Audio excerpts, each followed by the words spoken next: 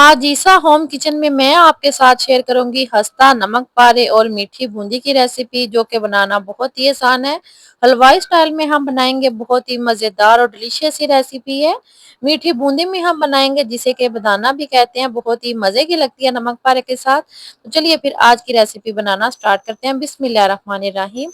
तो बूंदी बनाने के लिए सबसे पहले हम इसका बैटर रेडी करेंगे। तो बाउल के अंदर हम लेंगे 1 कप बेसन। 1 कप भर के आपने बेसन का लेना है और आधा कप हम लेंगे पानी का, और इसका हमने बैटर बनाना है थिक सा, बहुत पतला आपने इसको नहीं करना और ना ही आपने एक दफा में बहुत सारा पानी ऐड करना है। थोड़ा थोड़ा पानी ऐड करके हम ये बैटर बनाएंगे। इस तरीके से आपने इसको अच्छे से मिक्स करना है और थिक सा आपने इसका बैटर बना लेना है। बैटर हमारा रेडी है। अब हम इसके अंदर ऐड करेंगे हाफ टी स्पून के बराबर बेकिंग पाउडर। इससे हमारी जो बूंदियां बहुत ही अच्छे से फूलेगी, इसलिए आपने बेकिंग पाउडर जो है वो थोड़ा सा लाजमी डालना है। बैटर हमारा रेडी है। अब हम इसको अच्छे से एक दफा स्पैचुला से मिक्स कर लेंगे। किनारे भी हम इसके अच्छे से साफ कर लेंगे और अब हम इसको 2 से 3 हिस्सों में डिवाइड करेंगे, जितने कलर आप बनाना चाहें। जहाँ पर जो बाजार में बूंदी आप लाते हैं वो मैदे की बनाते हैं, उसमें जो कलर होते हैं वो बिल्कुल वाजिया नजर आते हैं। तो हम ये बना रहे हैं बेसन से। इसके अंदर मैंने रेड फूड कलर ऐड किया और ग्रीन फूड कलर। यहाँ पर आप देख सकते हैं कि इन दोनों के कलर जो है वो बिल्कुल परफेक्ट है, जो मैंने बेसन के अंदर ऐड किए। जब हम इसको फ्राई करेंगे तो इसका जो कलर है वो बिल्कुल लाइट हो जाएगा, इसलिए आपने ये दोनों कलर जो है वो थोड़े से ज्यादा ऐड करने हैं। मैंने यहाँ पर कम किए हैं, ये आप देख सकते हैं। बेसन की अगर आप बूंदी बनाएं तो उसके अंदर आपने जो कलर है थोड़ा सा डार्क रखना है। अगर आप लाइट कलर रखेंगे तो जब आप इसको फ्राई करेंगे आपको जो कलर है वो बिल्कुल भी नजर नहीं आएगा, इसलिए आपने इस बात का ध्यान रखना है। बाकी जो बैटर है उसके अंदर हमने थोड़ा सा येलो फूड कलर ऐड किया। तीनों बैटर में हमने कलर अच्छे से मिक्स कर लिया। अब हम इसको रेस्ट देंगे 5 मिनट का।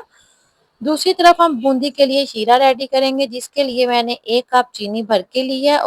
1 कप चीनी के अंदर हम आधा कप पानी का ऐड करेंगे और इसका हम शीरा बनाएंगे। इससे पहले हम नमक पारे की डो रेडी कर लेते हैं।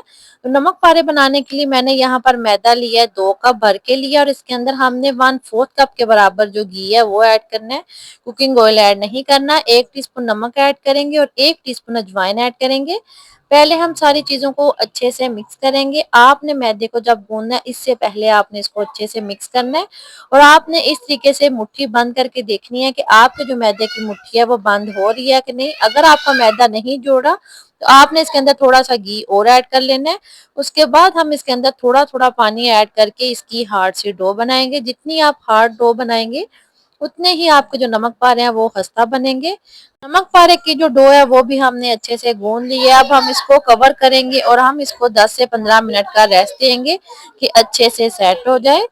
जब तक ये सेट होती है तब तक हमने जो शीरा बनाना था वो चूल्हे के ऊपर रख देंगे। तो आपने इसको बहुत ज्यादा ओवर कुक नहीं करना, जस्ट इतना पकाना है कि हमारी जो चीनी है वो अच्छे से मेल्ट हो जाए, और इसके अंदर हम कुछ भी ऐड नहीं करेंगे। जस्ट चीनी मेल्ट करने तक हम इसको पकाएंगे और चूल्हा से उतार लेंगे। अब हम बनाना बनाएंगे तो उसके लिए मैंने घी को गरम कर लिया। आपने इसको बहुत ज्यादा गरम नहीं करना, नहीं तो फौरन ही आपकी जो बूंदी है उस पर कलर आ जाएगा। ये आप देख सकते हैं, चमचे से भी मैंने आपको बूंदी बना के दिखाई, और इस तरह से आप मैशर की मदद से भी बूंदी बना सकते हैं। जिससे आपको इजी लगे आप ये बूंदी बना सकते हैं। बूंदी का ये जो साइज है बिल्कुल परफेक्ट है। आप मैशर से बनाएं या फिर चावल वाले चम्मच से, दोनों से आप इजीली बना सकते हैं। और हल्की सी आंच पर हम इसको लाइट सा कलर आने तक फ्राई कर लेंगे। ये आप देख सकते हैं, एक बैच मैंने फ्राई कर लिया। अब हमने जो कलर वाले 2 बनाए थे उनको भी फ्राई कर लेंगे। ये रेड वाली आप देख सकते हैं। रेड वाली बूंदी के ऊपर आप देख सकते हैं कि जो कलर है वो कितना ज्यादा लाइट है। अगर आप डार्क ऐड करेंगे बेसन से अगर बना रहे हैं तो फिर ही आपका जो कलर है अच्छा आएगा। अगर आप इसको मैदे से बना रहे हैं तो फिर ये जो कलर है वो बिल्कुल परफेक्ट है। क्योंकि मैदे का जो कलर होता है वो व्हाइट और उसमें ज्यादा जो कलर है वो नजर आते हैं, बेसन में थोड़े से कम नजर आ रहे हैं। तो सारी बूंदी जो है मैंने फ्राई कर ली है। अब हम इसको बाहर निकालेंगे और दोबारा से हम सारी जो बूंदी बनाई है उसको इकट्ठा फ्राई करेंगे। क्रिस्पी होने तक आपने इसको हल्की आंच पर फ्राई कर लेना है। इस तरीके से आपने साथ साथ इसको मिक्स भी करते जाना है कि ये बहुत ज्यादा जो है वो ब्राउन ना हो जाए। हल्की आंच पर हम इसको तकरीबन 2 से 3 मिनट के लिए फ्राई करेंगे और फिर हम इसको जो है वो बाहर निकाल लेंगे। बूंदी हमारी जो है वो रेडी है। अब हम इसको शीरे के अंदर डिप करेंगे। शीरे में डालने के बाद हम इसको अच्छे से मिक्स कर लेंगे। आपने इसको अच्छे से मिक्स करने के बाद कवर करके 15 से 20 मिनट का रेस्ट देना है कि बूंदी जो है वो शीरा अच्छे से सोख कर ले। कवर करके हम इसको साइड पे कर देंगे और दूसरी तरफ हम जो नमक पारे की हमने डो बनाई थी उसे हम नमक पारे बनाएंगे। जब तक हम नमक पारे बनाएंगे तब तक हमारी जो बूंदी है वो अच्छे से शीरा सोख कर लेगी और रेडी हो जाएगी। इसको अब हम करते हैं साइड पे। नमक पारे की डो जो है उसको भी रेस्ट दे दीजिए हुए तकरीबन आधा घंटा हो चुका है। अब हम इसको एक दफा दोबारा से गूंद लेंगे। आप देख सकते हैं कि कितनी डो हार्ड है। अब हम इसके ऊपर थोड़ा सा मैदा डस्ट करेंगे और इसकी हम जो रोटी है वो बेल लेंगे।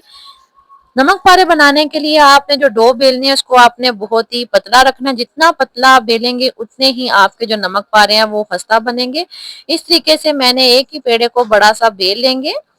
साथ आपने मैदा भी डस्ट करते जाना है कि ये साथ ना चिपके। जब आप इसकी कटिंग करें तो आप इसको इजीली उठा सकें। इस तरीके से आप देख सकते हैं कि मैंने इसको कितना पतला बेला है। जितना पतला करेंगे उतने ही हमारे जो नमक पारे हैं वो खस्ता बनेंगे। तो रोटी को मैंने अच्छे से बेल लिया है। अब हम इसकी जो कटिंग है वो करेंगे। तो यहाँ पर जो कटिंग है वो आप अपनी मर्जी से कर सकते हैं। यहाँ पर आप चाहें तो नमक पारे की कटिंग जो है वो छोटे साइज में भी कर सकते हैं या फिर आप बड़े साइज की भी कर सकते हैं। आप देख सकते हैं कि मैंने किस तरीके से इसकी जो है वो नॉर्मल साइज के नमक पारे हैं वो उनकी कटिंग कर ली है। इस तरीके से आप इजीली इसको शेप दे सकते हैं। मैंने सारे नमक पारे की जो कटिंग है वो कर ली है। अब हम इसको आराम से उठाएंगे और छलनी के ऊपर रख लेंगे।